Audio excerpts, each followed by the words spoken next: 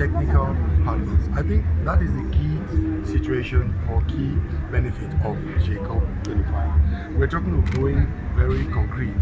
So we of course create a forum where mayors come of course with all of the ideas and projects they have, looking into or taking into consideration their local economic potentials. So being present here, knowing fully well that you're coming from, for example, Kumba, where cocoa is being produced, you are looking for partners, technical partners most especially, with whom you can actually indulge into cocoa processing, cocoa refining, cocoa transformation venture, so that we carry out, of course, using our local materials we have in our respective localities, we carry out transformation of those products to add value, to create jobs, to increase riches in our respective locality, give jobs for the youth, the male, female, of course the women, so that there will be economic empowerment. Of course, also enrich the councils to increase the possibilities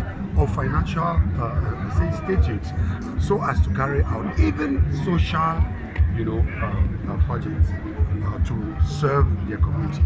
So I think JEICOM is just that place to be for 2025, and that's why we're talking about concrete actions. The time for literature is over. The time for studying or understanding what the principle of councils of production is over. We did that in JEICOM 21. We did that also in JEICOM 23. Now it's time for action.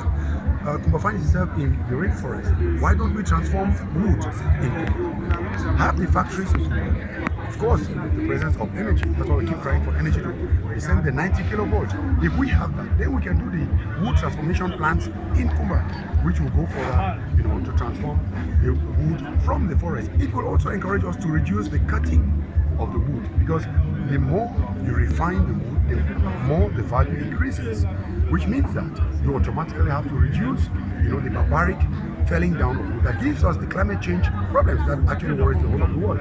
So transforming wood goes further to solve many problems, including the most precious problem of climate change, because the consumption of wood felling will be more controlled. So this is actually, why not think about agriculture? The head of state, His Excellency President Paul, is asking us to go into agriculture. So if you want to do animal husbandry, poultry, fishing, you should also think of doing it industrially.